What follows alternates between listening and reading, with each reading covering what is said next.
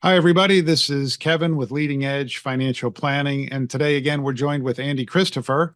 And Andy, welcome back. We're going to again talk about the PRAP, the 401k, the RHA, all these things that only United Pilot would know. And this time we're going to go to the right seat.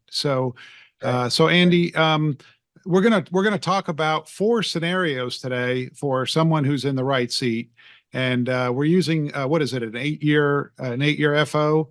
Um, can we make any generalities about FOs as far as if they're 2 years versus 8 years before we start going into these scenarios? Just for the ease of an example, we'll use 8-year FO. We'll use the 2024 rate on a 737. So, and then under age 40. So it doesn't have catch-up contributions, right? So that's our straw man here in terms of the scenario. Of course, everyone's situation is going to be different, but that's what we use for today.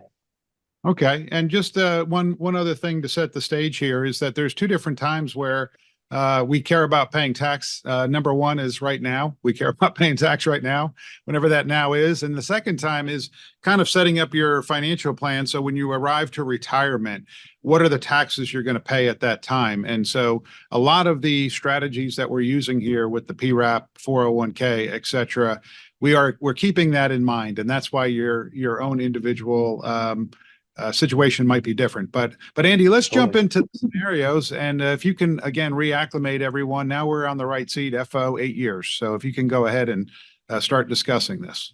Yeah, you got it. So let me share my screen here. And now we'll see our example is the 737 year 8 FO. We'll say standard 85 hours per month, $236 per hour. And because this hypothetical individual is under age 50, they don't have any catch up. In a later example, we'll say he's 40 years old. But let's just say, hey, what if you didn't contribute any dollars of your own pay into your 401k, right? You might, how much money is going to get into this 401k? And this goes back to the example we used the captain, right? It's the 17% non-elective contribution that United is going to put in. And so again, in this example here, you'll get about $41,000 into your PRAP, even if you don't do anything, which doesn't mean it's we talk about this all the time, Kevin. It's not right or wrong. It just is what it is, and maybe that's good for your scenario and your particular financial plan, and maybe you need to put away more, but that's the number, right? That's going to go into the PRAP if you just go on autopilot and don't set anything in there. And then you can see you're Yeah. still going to get. Yeah, go ahead, Kevin.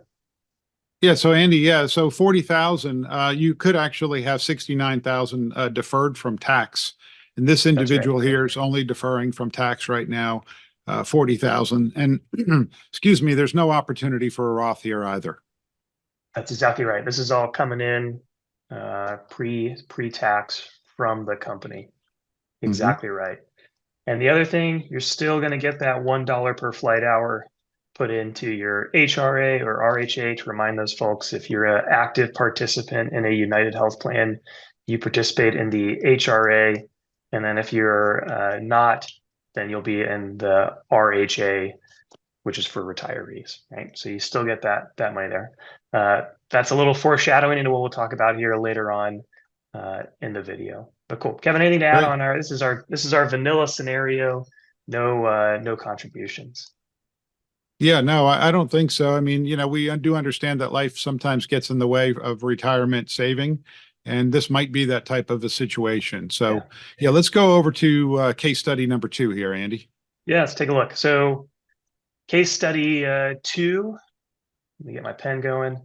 Let's just say now you want to max out your your contribution, right? So as a reminder, for those of us who are under 50, you can put $23,000 pre-tax or Roth into your 401k. And that's the maximum amount. So let's say in order to do that, you need to defer about 10% of your pay into the PRAP. So that gets you 23,000. Nothing changes here with the 40,922. And now you're getting 63,922 total into your PRAP. And Kevin, as you alluded to earlier, That's still below our 69,000 that we can, the max amount we can shove into there. But now at least you're getting that tax deferral of the 23,000, right? So, what do you Yeah. think, Kevin?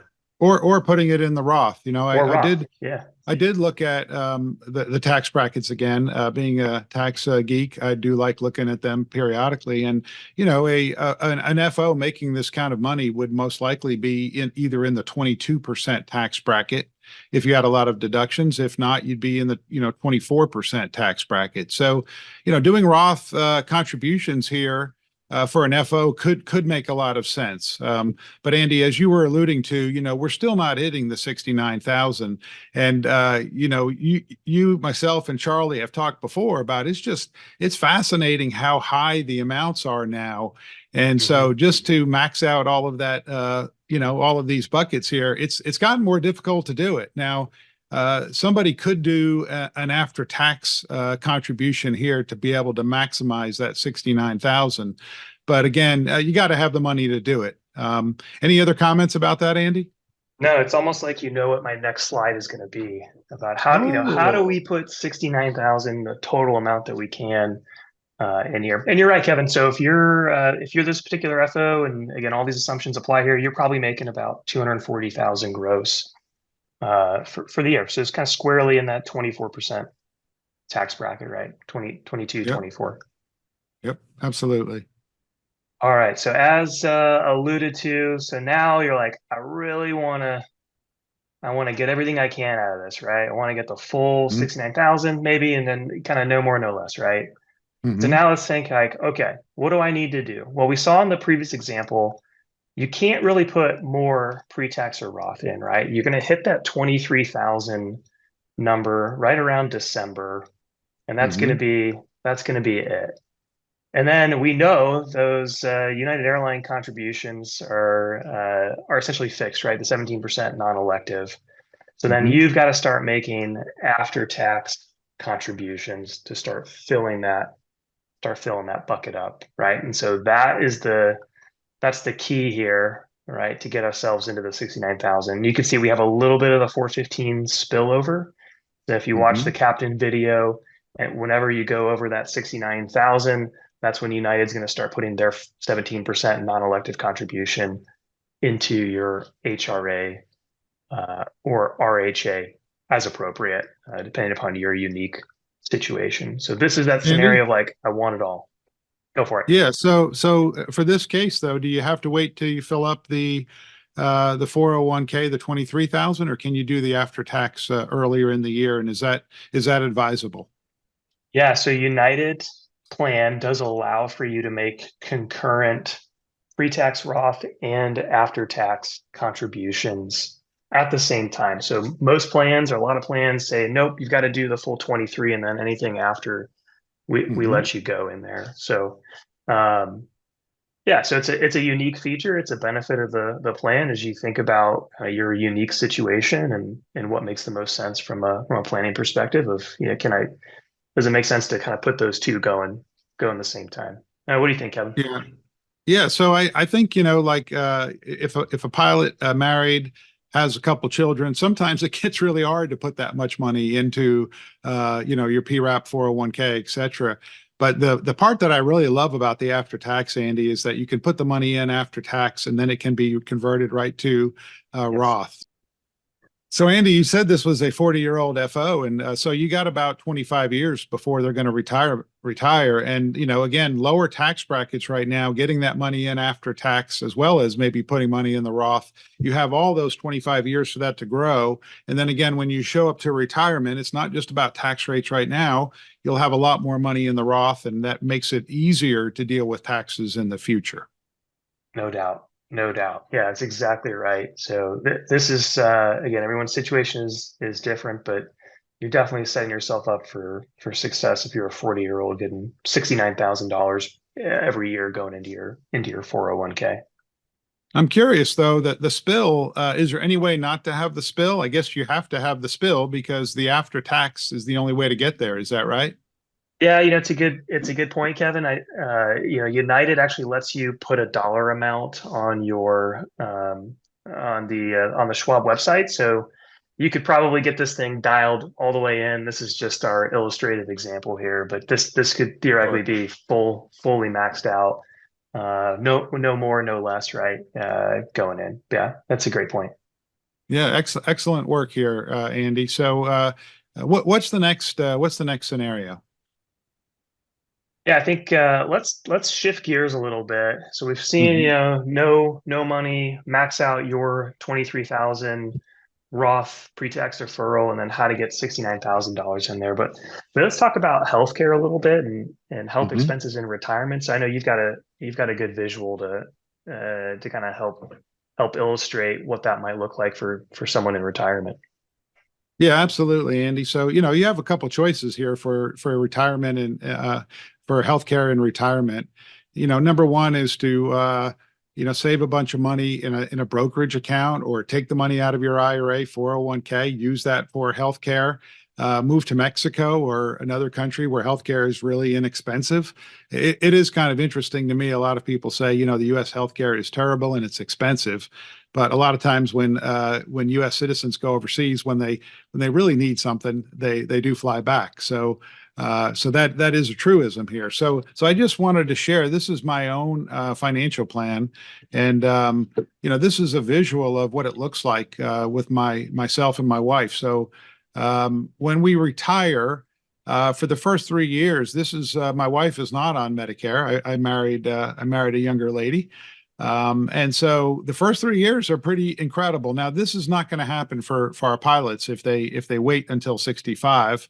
But if they do have a spouse, again, that's much younger. There are some ways to mitigate that. But really, this is really the Medicare age. If both of the couple or if a person is 65, it would be half for just one individual. But if you look at this, I mean, this is rising tremendously. And you can see in 2056, healthcare is $71,000 just based on today's prices. And this is if Medicare is not going to go insolvent, which it might. We might even get our benefits cut if you have money. And the good thing here is that well, actually, this is not a good thing. This is me dying. So I die, and then Hade continues. Yes, her health care is less expensive, Yeah. but Andy, I know you did some calculations. You looked it up. How much health care is? You want to share that with everybody? Yeah, it's nice, Kevin. Yeah, there's a silver lining in every scenario, I guess there. Yeah, So yeah, yeah, it's yeah. good. Yeah, that's great, Kevin. So, a lot of studies out there on just that. Like, what is it going to cost for me just to pay for these health expenses, right? And nothing out of the ordinary, nothing crazy. We're talking Right. Medicare premiums, and whatever the out of pocket is, Medigap policy, Part D, right? Your plus your Part D premium. So, I mean, nothing crazy. And the numbers in today's dollars are, for a couple, it's about $318,000 over the course of their life, right? The from 65 into their 90s, which is a huge sum of money, right? Which is a huge sum of money. That's definitely going to eat into your retirement if we don't plan for it. And so Right.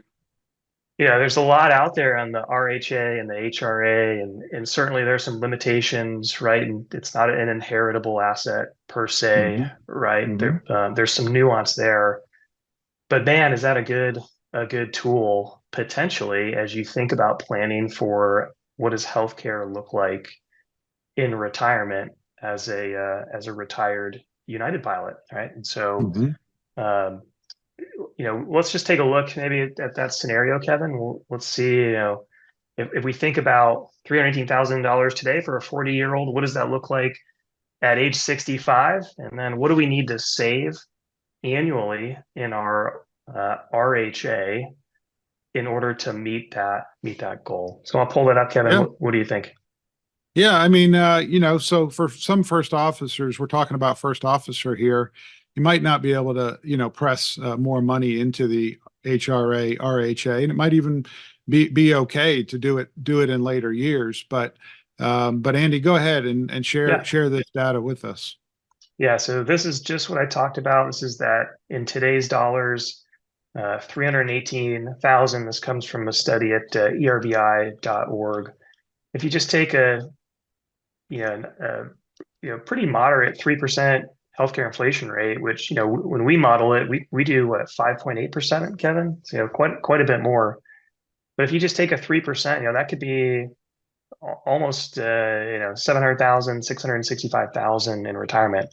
Again, this Yeah. assumes our 40-year-old who's retiring Hmm. at age 65, right? So what does Hmm. that mean? So if you assume, a nice, call it a 5% rate of return on the RHA, you've got to be putting at age 40 about $13,000 per year into that account, if you will, in order to have enough to cover your full health care.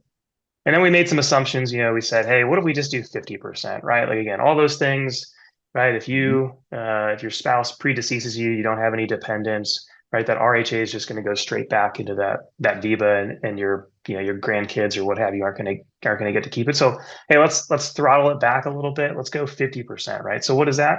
That's about 6,500 a year still to put Hmm. into in RHA. So how do you get there, right? How do you get there? Hmm. So again, let's look at our 737 year 8 FO, 40 years old. All the same assumptions. You still put the 20% pre-tax in Roth. That gets you the 23,000 deferral there. And now you see you've got to put about 6% after tax in. The nuance here, Kevin, is the only way to get money into the HRA is via United contribution. You can't put any of your Right. own money. So you've got to Right. force that spillover here to Hmm. get United to make their 17 non-elected contribution into the RHA. You can see using our example here, and of course we're using just whole percentages. That gets you about $7,000, including the $1 per flight hour. So again, you know, everyone's situation is of course different, right? And I think, Kevin, we talked about a couple different scenarios where maybe this, doesn't necessarily make sense, or, where it does, right? As we think about some other individuals. Yeah, I mean, I just think the probably one of the most important things to say to pilots. We've talked to a lot of them over the years. A lot of them make decent money, especially FO, maybe starving at the regionals, or former military like yourself, Andy.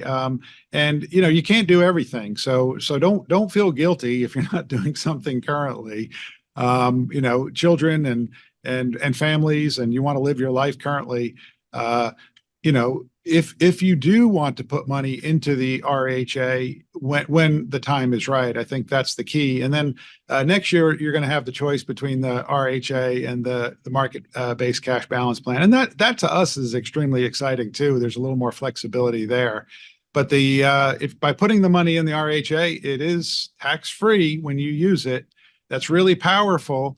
And for those that say, oh, well, if we don't use it, we lose it, we die, and it goes away. That's true. But, if you live 30 years, you're going to use it all up. If you don't live 30 years, you're going to probably still have a lot of your assets, and you can just leave that. So either way, you're kind of protecting yourself with those accounts.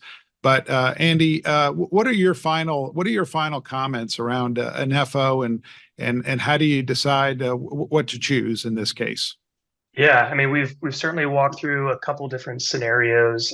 I think at the end of the day, your situation is unique to you. And this is the kind of stuff we love to do, is if you have a financial plan and you can think about how much do you need to save and what's feasible, and then come up with a good plan, and then go into the scenario that makes the most sense for you. Like I said at the very beginning, you may not need to put anything into your PRAP, right? That could be a planning decision, and you can defer less dollars for the future and spend more today, right? Or maybe you're somebody who has an opportunity to save, both spouses work, you've got a lot of income, and you can do those.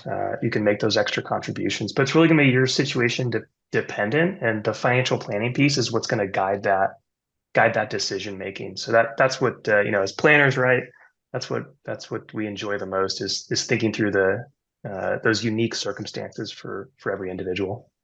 Right. And I will say this, Andy, if you're an FO and you want to put money into the PRAP program, we can't make a recommendation, but you should strongly consider putting money in Roth if you're in the 24% or 22% tax bracket. First of all, tax brackets are going up in 2026.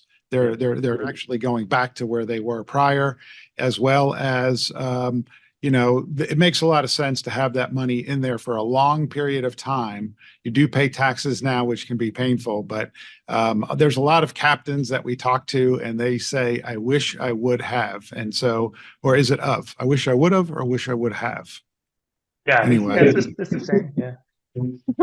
Yeah, my English teacher wouldn't like probably what I just said, but I said it both ways, so I got it That's right. once. But Andy, thanks so much for joining us today. And Andy does have some fancy schmancy, what I would call calculators. He calls them Excel spreadsheets, but he does have some fancy things that he can use to help you if you're interested. And also, we have a podcast that's coming out. We're making this video at the end of February. A podcast is coming out in early March about to Roth or not to Roth.